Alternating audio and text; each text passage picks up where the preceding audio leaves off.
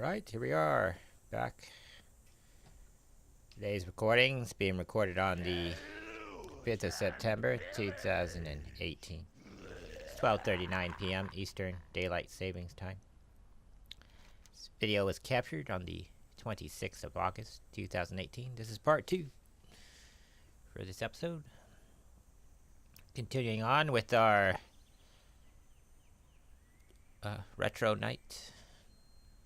May the red crane live forever in your heart.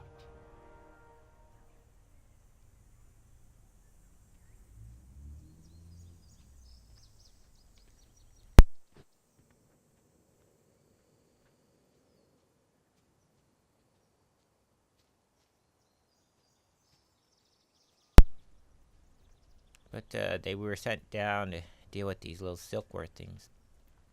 I forget what I was talking about on the last video. I wrote a note that says keep alive, but I don't remember what that means. For the video rudely cut me off.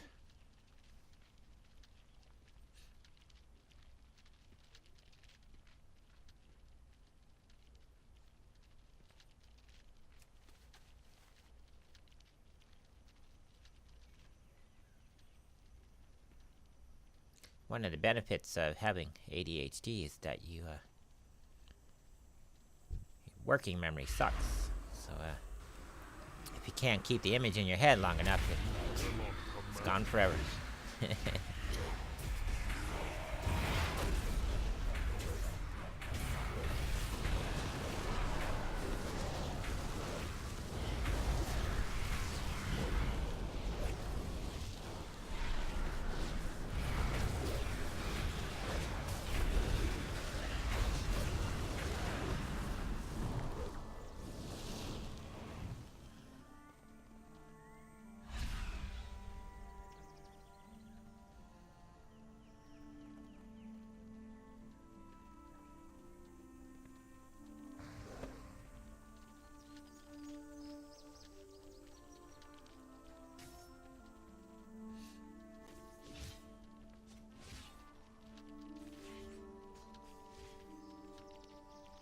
Greetings, Wanderer.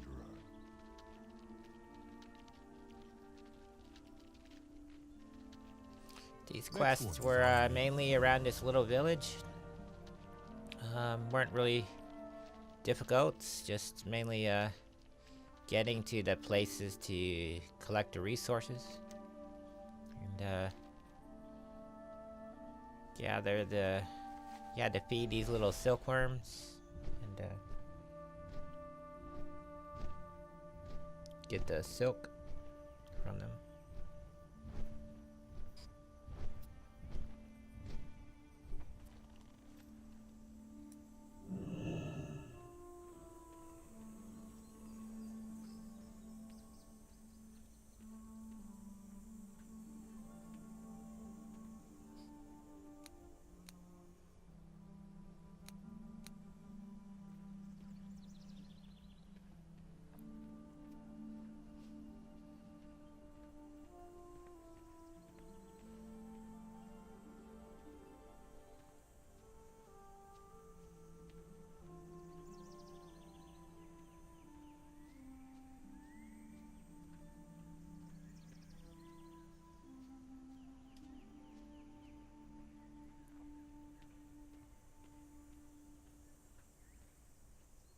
One of the things that's probably gonna happen in for the Forsaken is that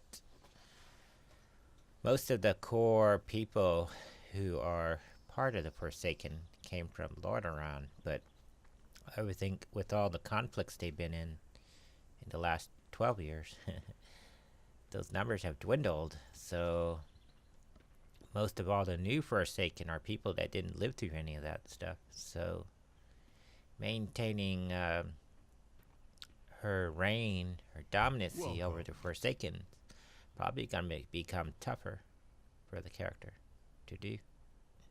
As more newer people come along who didn't live through any of those time periods, didn't struggle, they're probably not gonna share the same goals and aspirations.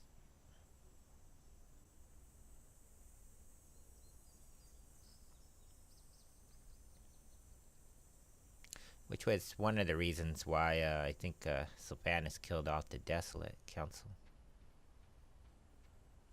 Jade Serpent, guide you. I think Gan Greymane said it best. The minute they announced their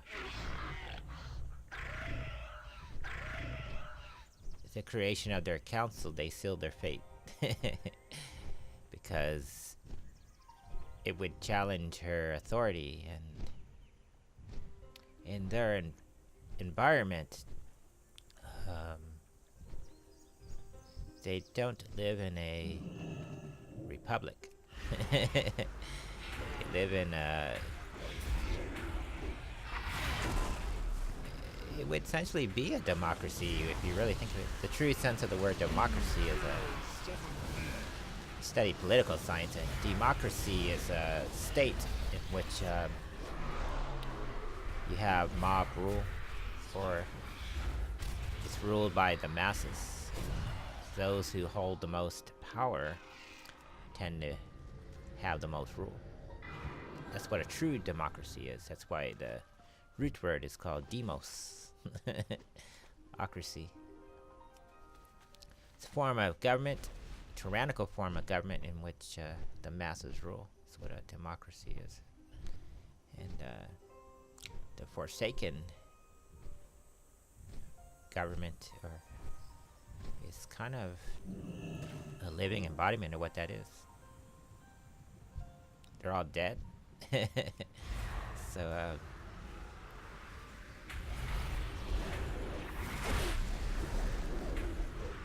whereas living beings, I think, could appreciate a republic. Everybody has a say, everybody has a vote. We're all pooling our resources together so that we can survive eating and stuff like that. Undead don't have those needs anymore. The only real need of the Forsaken is they have to stay alive. And they have to increase their numbers, right? Their ability to increase their numbers is inherent to their ability to survive, right? The only thing that they share in common with living beings is that their need for survival. A survival instinct is paramount.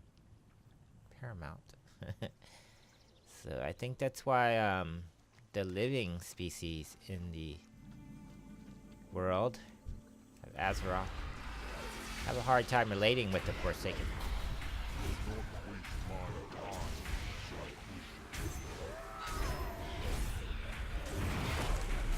I think I'm starting to remember what I was talking about for the other video, and we were talking about Glorosh Hellstream as an honor, and it's more important for the Forsaken to stay alive than honor. One of the driving forces with, if you read Chronicles, is, it says here, in the opening pages where it explains the breakdown of the cosmos. And it shows, the duality of elements, basically. And it says, cosmic forces.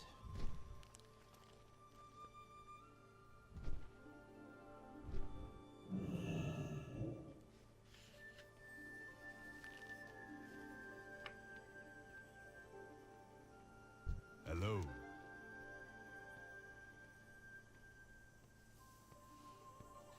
Guess it would be under, it says realms of existence and denizens of the cosmos. And there's 1, 2, 3, 4, 5, 6, 7, 8 main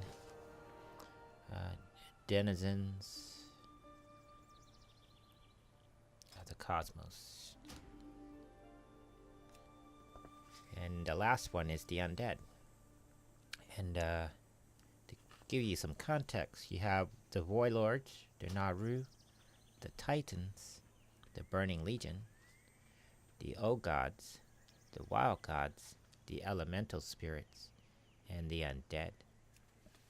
So, in the larger picture, the undead themselves are one of the main species in the cosmos. They're a cosmic force unto themselves, which is equal to the Naru, the Titans, the Burning Legion, the Voidlords, the Old Gods, the Wild Gods, and elemental spirits.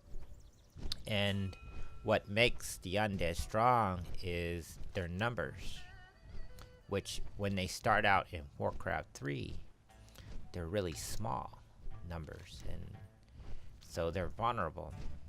And I think Sylvanas has a point that they need to expand their numbers, is what they need to do, like tenfold.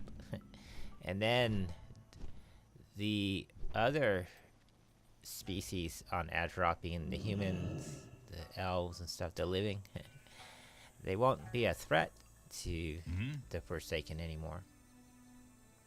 And it says here in Chronicles that the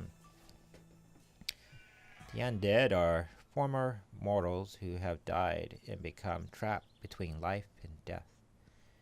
These tragic beings derive power from the necromantic energies that pervade the universe.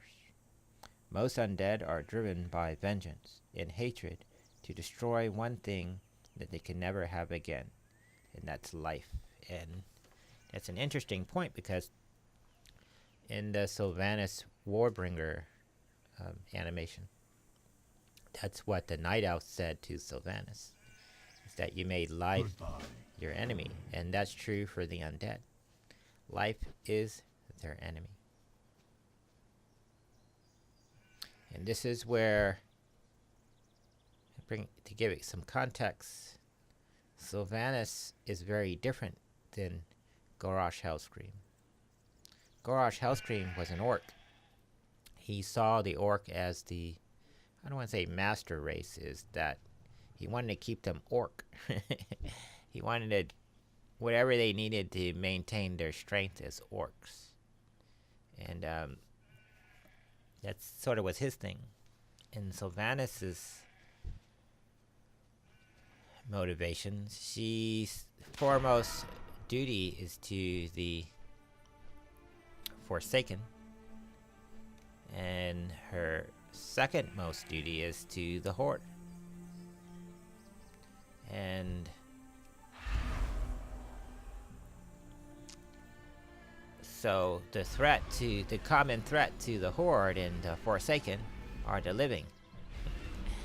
And so when she's talking about enemies of the Horde or so forth, she's talking about the living.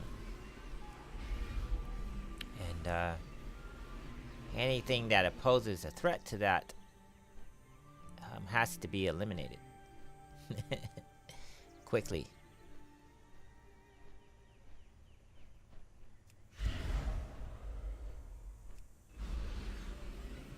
Which goes back to Sylvanas' point about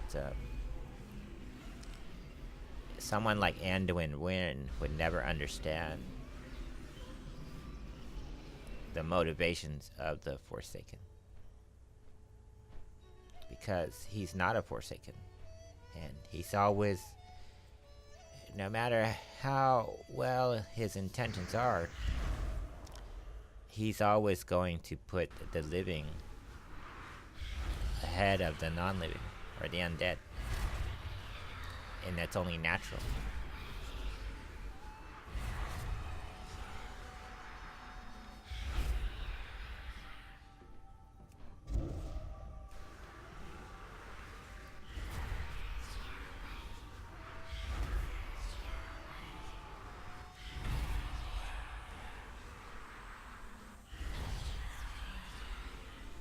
Of course, you might be saying, what does all this mean? Well, it's an interesting thing to talk about while the video is going on, but tying up, one of the things that we're trying to do with the Warlock journal here is we want to focus everything on mainly Warlocks, but since most of our characters are Forsaken, I want to give a tie-in to how our place in the world and in the universe. And how we fit into the larger scheme of things. based on the actual lore of the game.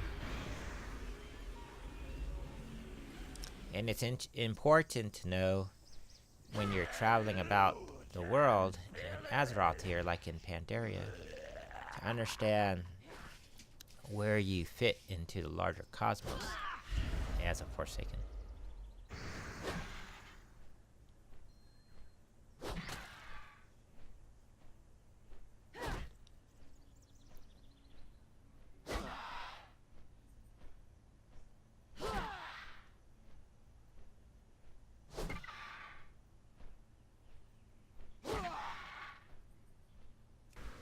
This was a weird quest. You're basically on the back of this bird, and you're basically killing it. I was thinking, as I was doing this, is this bird gonna crash and die? I mean, seems like a silly fight.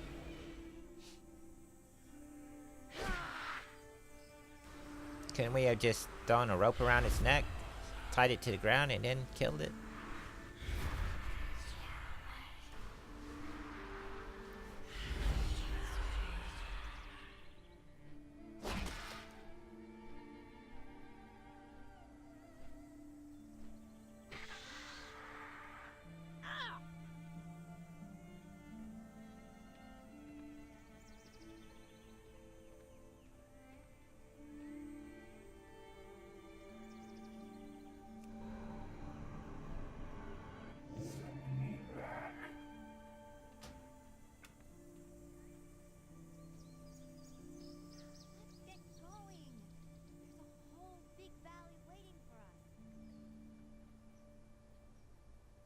Slow down.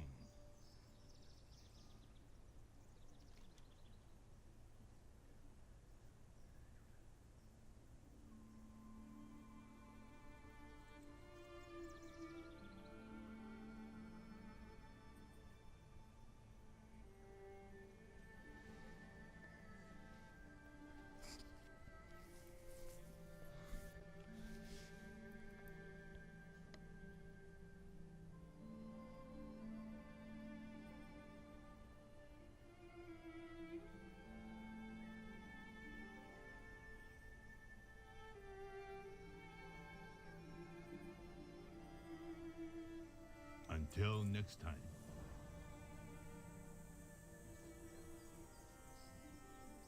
I'll leave without you. Don't think I'm bluffing. I don't need some smelly old uncle to hold my hand. Why are you so impatient? Are you worried that the mists are going to come back before These guys I are finish funny. my drink? Well, now I am. This is Chen Stout. Is trouble brewing? Can we go yet? Are you done with your beer? Almost. These guys are in, if you read the book, Vol'jin, Shadow How of about Horde. Almost. Shen, Storm Stout, and his niece. They're in the book. May your journey And, be long. They sound different here, because it's a different actor reading their All right. lines in the we have stayed here book, long but enough. it's Be interesting meeting them in the actual game. But they do not have enough ale between them to fill a cask. Let's go find something to drink. Shall we, Lily? If beer gets you off your butt, then sure. Let's go find you some beer. Farewell, Shang. You kids have fun at Mud Mugs, and thanks again.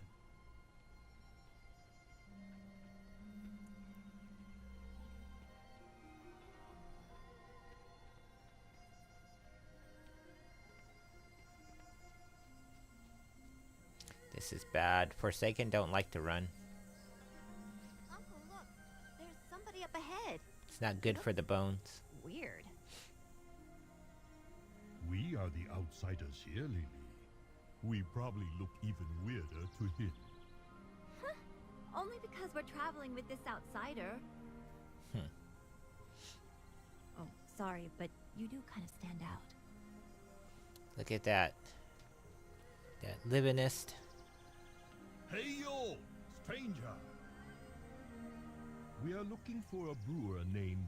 Wait, would the form of bigotry be livingest or deadest? Who's asking? I am called Chen, and this is my niece. Or liveism?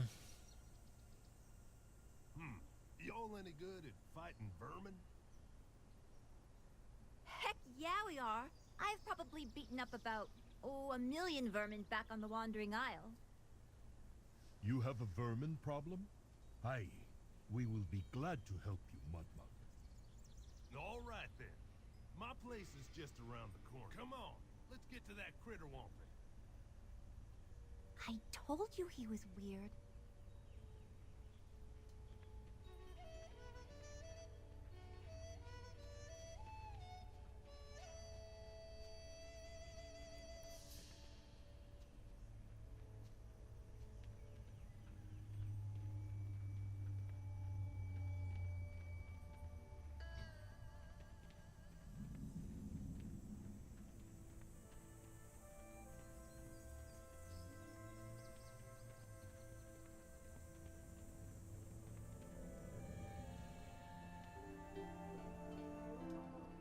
Yellow.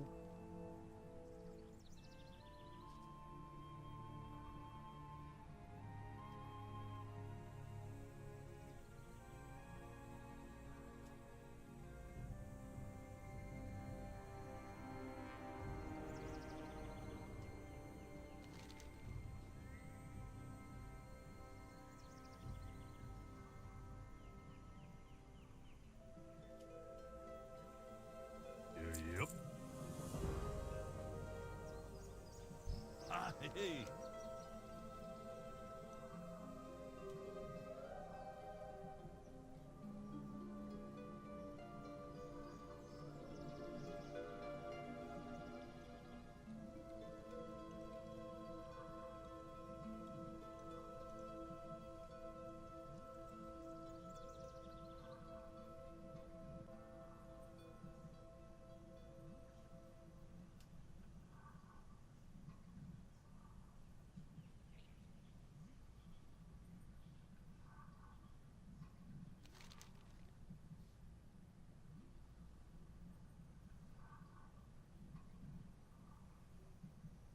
He certainly had a lot to say. For a beer brewer.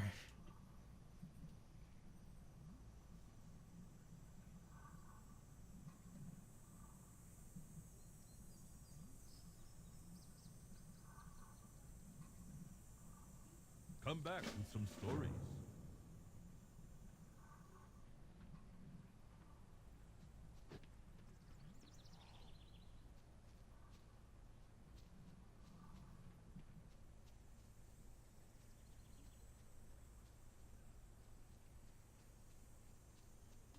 Take care of these little varmints. Little nasty rodents.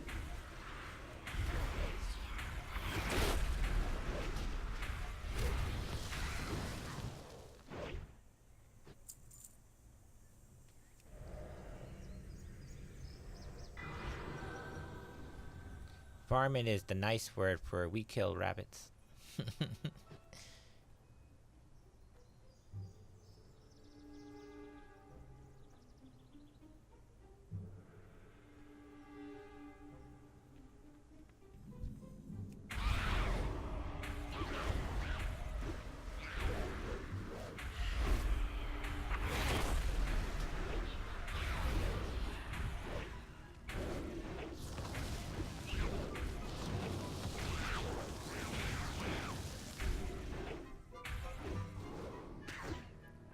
An interesting phenomenon occurs when you're going back and looking over some of these video footage. Is like, I don't remember coming down this hole when I did this.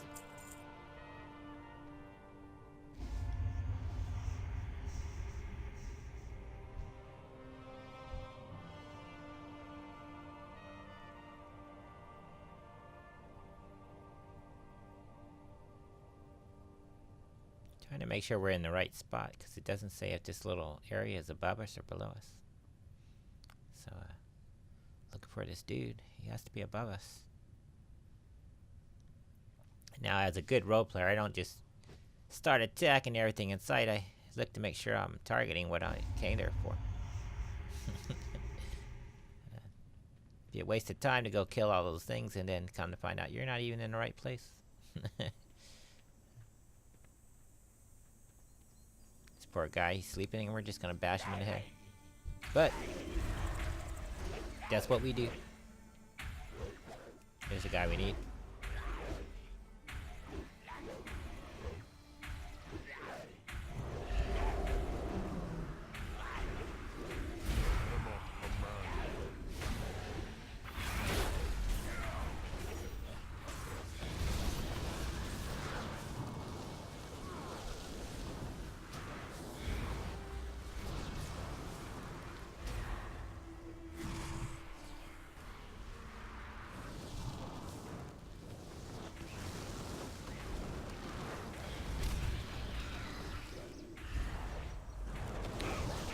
Kind of tie this up with my undead little spiel earlier. I wonder in the back of my mind if the point of Arthas Menethil, if not by design, if by accident, his actions are what develop the undead as a species. Because before that, the undead are really just a controlled life form, right? They're just being used by other beings to further their cause. But by him dying and Sylvanas Windrunner liberating the undead from that tyranny, maybe he's the creator of their species. Kind of like, in a weird way, he's kind of like their Jesus character in their lore. But instead of sacrificing himself, they had to sacrifice him to gain their independence. Murder him, basically.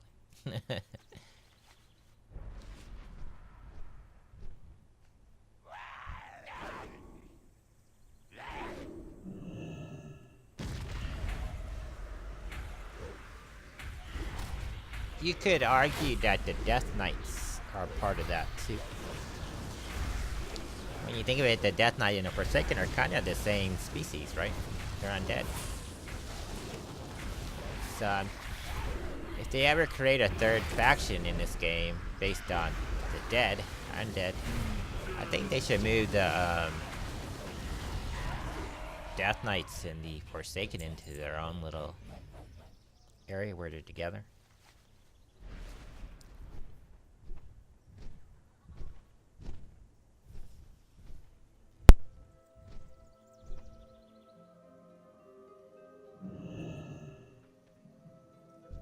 Sit down. Have a drink.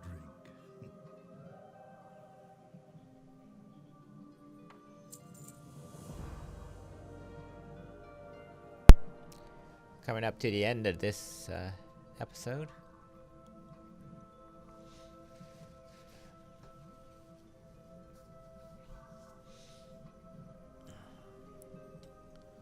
I didn't think there would be enough time to go off and do another adventure, so I just went ahead and accepted all these quests and then decided to come back next Sunday and deal with it. Which I did.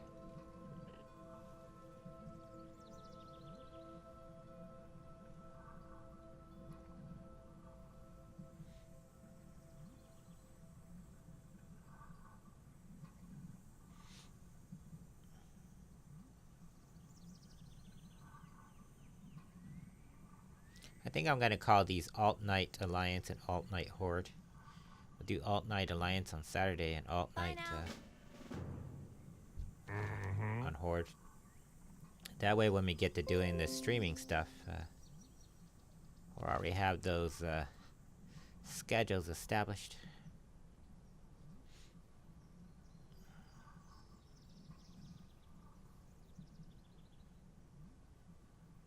Then again, we'll be able to stream for longer periods of time than an hour at a time. All right, then.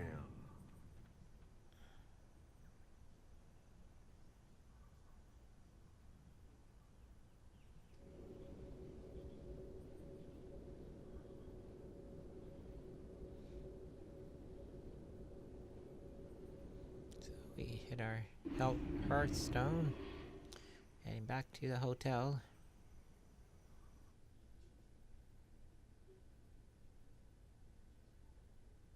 Dawn's Blossom.